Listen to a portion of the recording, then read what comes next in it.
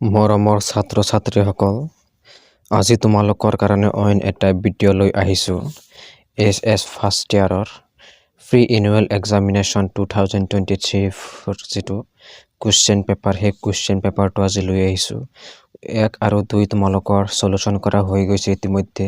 তোমালোকে যদি ভিডিঅ'টো চোৱা নাই, তোমালোকে চাই ল'বা পাৰ্ট 1 আৰু পাৰ্ট 2, ঠিক আছে। আজি হ'ব তোমালোকৰ 3 নম্বৰৰ পৰা। তোমালোকে কুৱেশ্যনবোৰ আগতে চাই লোৱা, তাৰপিছত তোমালোকৰ এনচাৰবোৰ দিয়া হ'ব। চ' তোমালোকে প্ৰথমতে কুৱেশ্যনটো চাই লোৱা। শ্ৰেণী বিভাজন কি? What is classification? ঠিক আছে। Right one importance of classification. শ্ৰেণী বিভাজনৰ এটা গুৰুত্ব লিখা, ঠিক আছে। নেক্সট চোৱা তোমালোকে, right down 4 characteristic features of fungi, মানে ভেঁকুৰৰ 4টা বৈশিষ্ট্য লিখা। মই ইংৰাজীত কিয় কৈ আছোঁ? মই মানে ইংৰাজী কোৱাৰ উদ্দেশ্য এটাই যে তোমালোকে ইংৰাজীত মানে কুৱেশ্যনবোৰ তোমালোকে চাই থবা, কিয়নো পৰীক্ষাত তোমালোকৰ অসমীয়া শব্দ চেঞ্জ হৈও আহিব পাৰে, কিন্তু তোমালোকে ধৰিব নোৱাৰিবা। সেইকাৰণে কৈছোঁ, তোমালোকে যিকোনো কুৱেশ্যন তোমালোকে পঢ়া বা যিকোনো কুৱেশ্যন, চ' তোমালোকে কুৱেশ্যনটো অলপ হ'লেও ইংৰাজীত চাই থ'বলৈ চেষ্টা কৰিবা।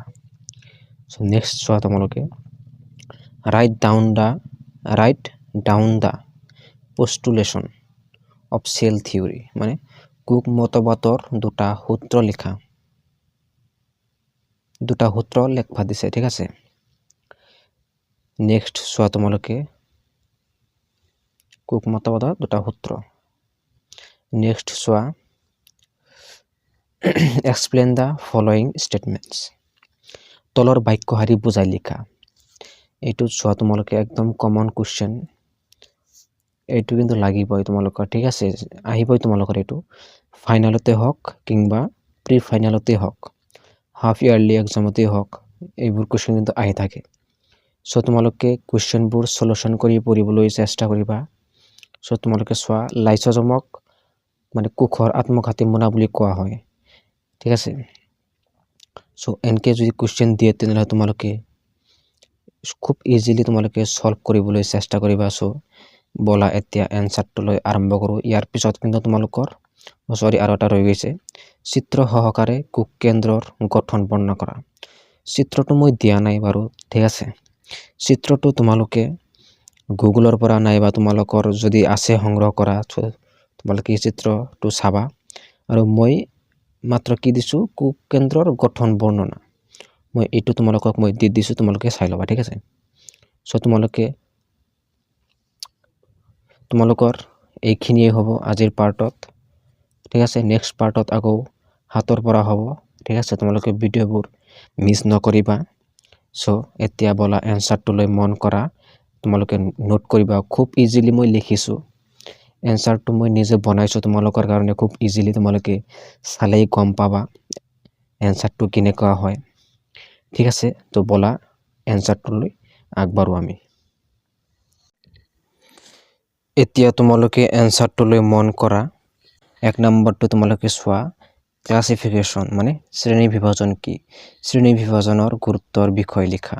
জীৱিত জীৱৰ সাদৃশ্য আৰু পাৰ্থক্যৰ ওপৰত ভিত্তি কৰি শ্ৰেণী বিভাজন কৰা প্ৰক্ৰিয়াক শ্ৰেণী বিভাজন বোলে। শ্ৰেণী বিভাজনৰ গুৰুত্বৰ ভিতৰত আছে এইবোৰ, তোমালোকে নোট কৰি ল'বা, ঠিক আছে। নেক্সট আছে তোমালোকৰ ভেঁকুৰৰ 4টা বৈশিষ্ট্য লিখা।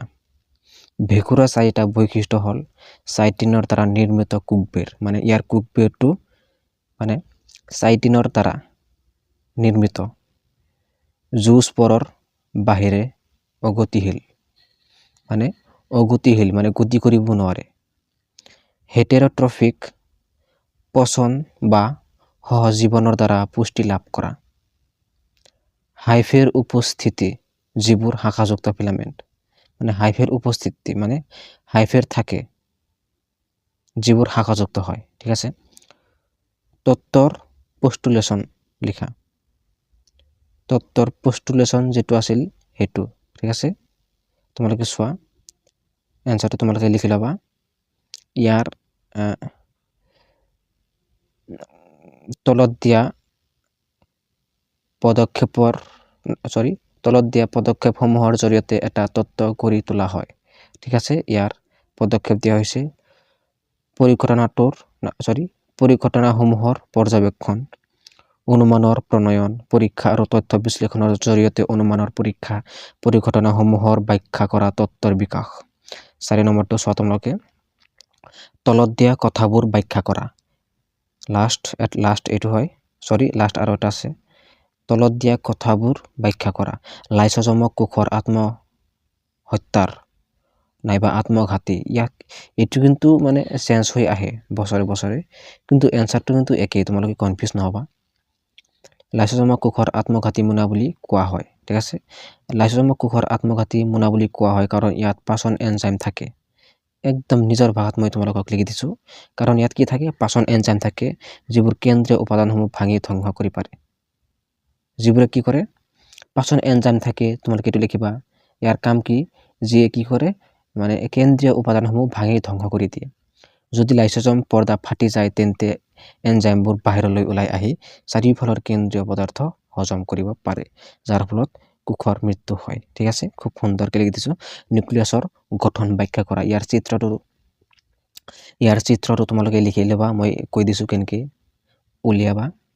গুগলৰ পৰা মানে ওলাব পাৰি, নাইবা তোমালোকৰ যদি ছাৰে যদি দিছে তেনেহ'লে তোমালোকে তাৰ পৰাই লিখিবা। ঠিক আছে, এইটো চোৱা, ইয়াৰ গঠনটো চোৱা তোমালোকে, নিউক্লিয়াছৰ গঠনত অন্তৰ্ভুক্ত। ঠিক আছে, নিউক্লিয়াৰ মেমব্ৰেন আৰু নিউক্লিয়প্লাজম, এই দুটাৰে গঠিত হৈছে নিউক্লিয়াছ। নিউক্লিয়াছক আগুৰি থকা এটা ডাবল মেমব্ৰেন, কোনটো, নিউক্লিয়াৰ মেমব্ৰেন। আৰু নিউক্লিয়প্লাজম, নিউক্লিয়াছৰ ভিতৰত থকা জেলৰ দৰে পদাৰ্থ। তোমালোকে এইটো লিখি ল'বা, এইবোৰ নোট তোমালোকে লিখি ল'বা। ঠিক আছে, থেংকছ ফৰ ৱাচিং, থেংক ইউ।